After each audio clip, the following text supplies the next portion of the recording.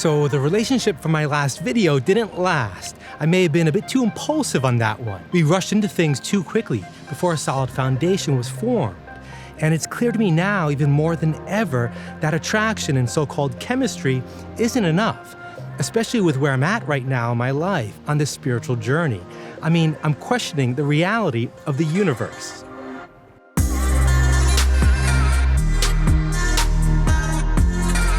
Maybe I'm too fanatical in this pursuit, but I'd like to share my current spiritual understanding with someone on the same path who can appreciate such questions, or at least their implications. To me, the implications of lasting peace, happiness, and love seem like pretty good ones anyway.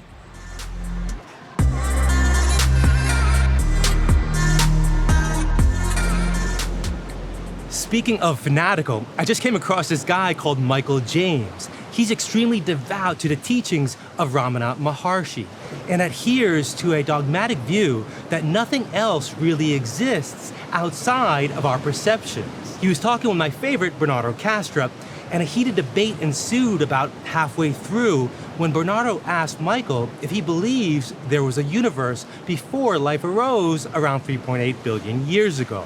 Our best cosmology, with the theory of the Big Bang, says our universe is about 13.8 billion years old. So what was there before living beings arrived on scene? Now, I agree with the idealist and non-dual views that the ultimate reality is not what we perceive as the physical universe. But isn't there still a reality to the apparent universe? It may just be an illusion and not exactly as we perceive it to be, but all illusions are based on some reality. I mean, what was there before living beings arose to perceive things? Does the universe really exist?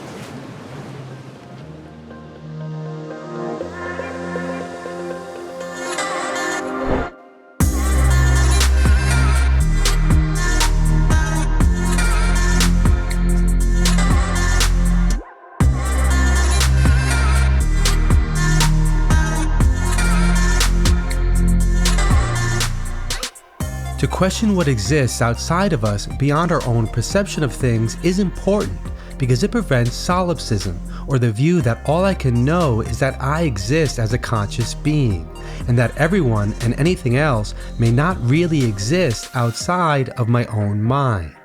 Now, it is true that the only thing we can know for sure is limited to our own experiences. We're certain of our own subjectivity, that we have a private inner life, as Bernardo calls it. I know that I'm conscious, that there's something it's like to be me, and that defines my existence. But I can extrapolate this to others. When I observe other people and animals, I can see that they have behavior similar to my own, and I can assume they're conscious too. I like Donald Hoffman's reference to the world we perceive as portals into consciousness, because I believe there's one underlying consciousness beyond all phenomena, and it appears as the many different animate and inanimate things we perceive. When looking at humans or hummingbirds, it's easy to notice that consciousness. They're a good portal into consciousness, as Donald would say. But as we look further to insects, to amoeba, to seaweed, it's harder to notice.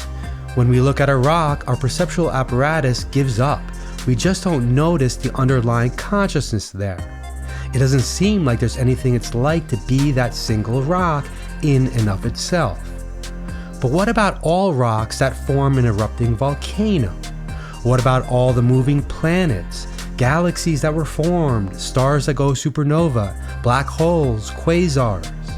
The inanimate universe seems to be very dynamic. Bernardo would argue that the inanimate universe at large is conscious. He gives the analogy of how we could assume that a single neuron in a brain isn't conscious, but all of them taken together to form a nervous system does represent our human consciousness. What we see as brains, bodies, rocks, and the world are all outside representations of inner mental processes.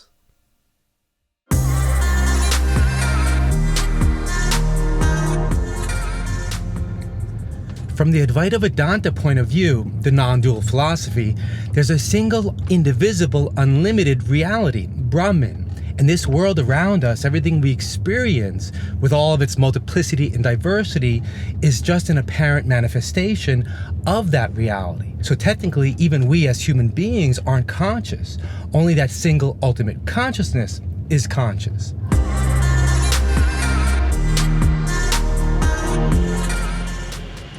The language I've heard Swami Sarvapriyananda use is that we borrow our consciousness from that one. Again, it's why I like Donald's metaphor of portals into consciousness. Living beings can be seen as a portal, a window into seeing that single consciousness in action. But it's important to grant that to living beings, even if it's just an appearance. Here, I'll show you. Bernardo grills Michael here. So am I conscious from your perspective right now? Do you think there is something it is like to be Bernardo right now? It certainly seems to me to be the case. But that just because it seems to me to be the case doesn't mean it is actually the case. Yes, I agree with that. But in your opinion, is there something it is like to be Bernardo right now? In reality? Okay. Obviously, that is. We can understand that all this is a dream. I think this is what a religious fanatic sounds like. Maybe I'm just as guilty. But he had nothing else to debate Bernardo with. He kept going back to that dream metaphor. And it wasn't even an appropriate analogy. Bernardo's metaphor of a dream of a patient with dissociative identity disorder is a better one. In some cases with DID patients, when they dream, the alters in a dream each have their own point of view and experience the same dream concurrently. After the dream, when each alter of the DID patient takes executive control, they can report on the dream from their own perspective. Bernardo tries to explain this and eventually gets outraged and says he's appalled by the implications of what Michael believes, that there aren't other sentient beings, or even the world at large, with their own subjectivity, objective to and outside of one's own subjectivity. That has not been my path at all. My path has been your consciousness is the same consciousness that is in here. I am you and you are me. I absolutely agree. That is how it seems to be. For me, this is what it is. Okay, right. This constant effort you make to make the inner life of other people an appearance, I experience that as appalling. I have never had a discussion in which this has come up. I find it appalling, even the suggestion to deny the inner life of another person, because my path has been all the other people are experiencing the world from their point of view, and they are me. So it matters to me how they are experiencing the world. Not for a moment do I contemplate the idea that they are just robots or just extrinsic appearances without inner life, and that I feel compassionate to them just because they seem to be conscious. No, I feel compassion to them because it's my lived reality that they are conscious and that they are me. In our conventional, ordinary, everyday experience, it's important to grant the existence of consciousness in other living beings and the existence of the universe at large. Even if it's just an apparent reality, it still exists as such. Our suffering exists as such. The appearance of suffering is the suffering. To deny the appearance is to deny the suffering. I'm not denying the appearance of suffering. I'm questioning whether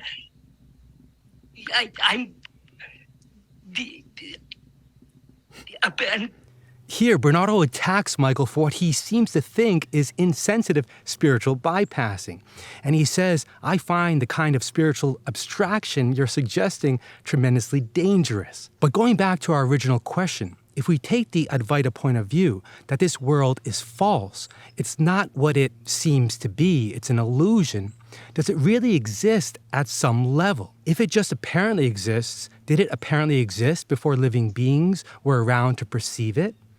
At one point, Michael asks Bernardo, does any of this exist, the world and the people in it, that is, independent of my perception of it? And Bernardo exclaims that, of course it does.